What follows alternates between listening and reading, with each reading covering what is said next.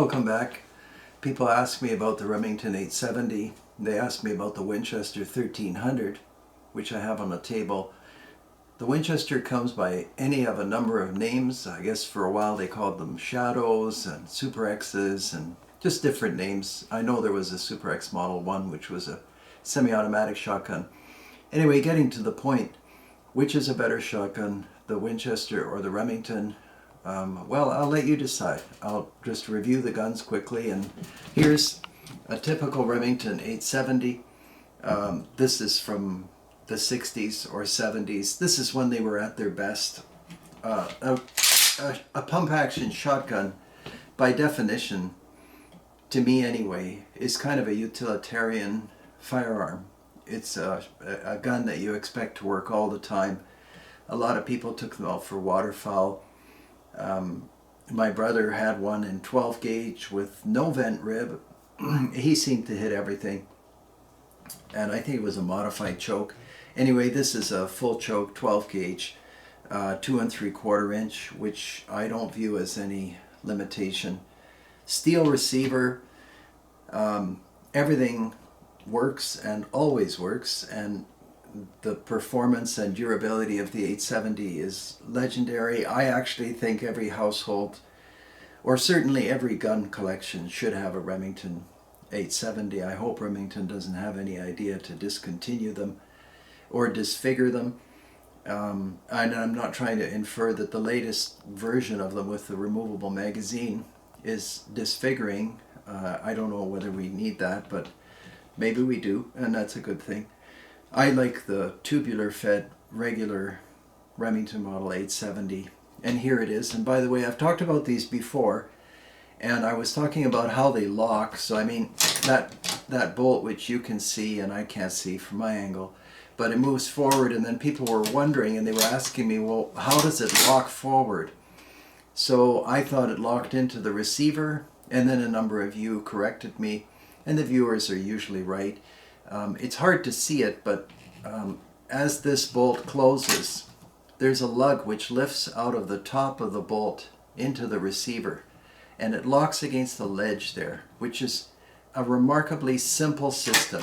And once that lug is lifted, the bolt, of course, can't move backwards. And in order to prove this to be true, I pulled out my slug barrel, and you can see. So this goes into the receiver, and this ledge here, that's what the lug lifts into.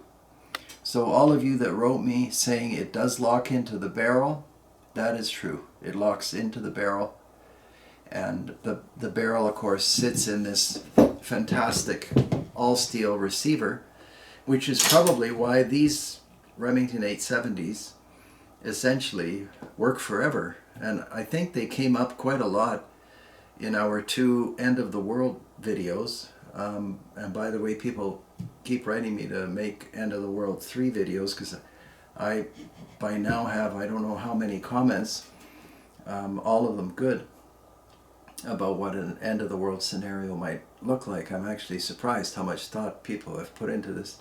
Anyway, that's the Remington 870. So flaws, shortcomings, weaknesses, I can't think of any. And obviously you can shoot slugs out of it. You can get all kinds of replacement parts. You can get Magpul stocks. You can pull this wood furniture and put the fanciest walnut, or you can put thumbhole stocks on it. It's up to you. Just a very flexible shooting platform, and used by the military, used by police all over the world. And then we come to the Winchester, and well, right away I can tell you, we'll open the action. I should have gone over the release on the 870, but anyway, we'll do that next time. To release the slide on the Winchester, you push this button, and then the bolt opens without firing. Now you can see this contraption in here. Contraption sounds bad. There's absolutely nothing wrong with this shotgun. It's fantastic. And we're going to be making a video shortly comparing the Model 12 and this model, the 1300. But don't get distracted by model numbers. As I said, Winchester has marketed these under a number of model numbers, number of names, number of brands. But by looking at this today, you can tell what you have. So in my opinion, one of the best shotguns ever made. I actually can't say that this shotgun is inferior to the Remington 870, getting back to my first point. It's a personal preference thing. This is an aluminum receiver, so you can see some marks on here from a barbed wire fence, these things. This is an upland model. You can take a look at the straight grip stock, and this system for mating the stock, the buttstock to the receiver, is excellent. The more recoil there is, the tighter this becomes, the better it fits, and the receiver itself is gathering the wood and the wood grain. I've never seen these split. Maybe they did for you or somebody, but not me. This is the upland model, like I said, improved cylinder. They might call it the old English model, I don't know. I took this out grouse hunting actually a few times. It's got removable choke tubes. That Remington 870 I just showed you does not, because it's an older model, but they make them with the removable choke tubes. In fact, you can buy a 3.5-inch Magnum Express model with beechwood stocks and every conceivable configuration. I think the 870 has been a big money maker for Remington for decades, and probably will remain so for decades to come. But getting back to the Winchester, so your receiver's not going to rust. The bolt is a rotating bolt. That piece I started talking about, you won't be able to see it, but this works no different from a Garand or any bolt action rifle. That barrel extension, the bolt extension, or bolt head is probably a better way to put it, turns and locks right into the barrel. And as I just showed you, the Remington 870 is the same, except the locking system is different. It's a little simpler with the Remington, but the rotating bolt head is, I would say, stronger. But anyway, it's all academic because the pressures are so low with pump action shotguns. So then we started doing kind of silly things in the studio, comparing them other ways. So, I mean, speed of operation, the Winchester, some people say opens itself, and I know what they mean. When I took it grouse hunting, I mean, this is improved cylinder. I just sort of pointed in the general direction of the bird and everything fell down. Maybe I was lucky, but it happened quite a few times. Anyhow, the sound of the action, some people talk about that. That's an excellent sounding action. The Remington has more of a, here's that release I was telling you about for those of you that don't have an 870, but soon will. There's the Remington 870.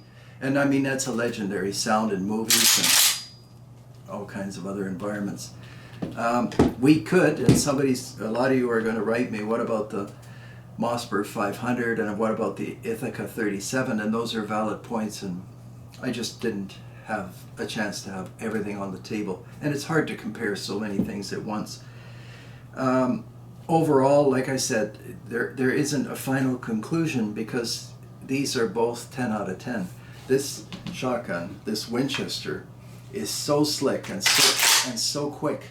Like I said, we're going to look at the Model 12, and I can't say anything bad about this shotgun. And you can get every kind of stock and every kind of configuration and whatnot for this gun. Not quite as you can for the 870, but close enough. And having said all that, I haven't purchased anything extra for this. I just used this improved cylinder barrel. It takes 2 3/4 and 3-inch, just because it's fairly new compared to the Remington 870. So altogether, you can't go wrong buying either one of these. These are universal firearms.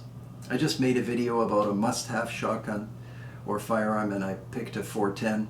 You can buy an 870 in 410. I'm not sure if you can buy one of these in 410, but it doesn't matter. 12 gauge is excellent, but you're talking about a pretty big gun, and you have to be comfortable handling that kind of recoil. I don't know if I have that much more to say, but for those of you that requested this video, here they are on the table. You can see them together. For the untrained eye, they're not all that different, and yet they're quite different. They accomplish their objectives in different ways, but both excellent. And I especially have like fond memories with this Winchester just because it's worked so well for me. But I'm sure other people have a lot of good things to say about the Remington 870. So I'll cut the babble and thank you for watching. Please, it's important that you subscribe for my channel. And if you can at all, join me on Patreon. And we'll move on to some more interesting videos. Thank you again. Sorry if I talk too much, and we'll see you next time.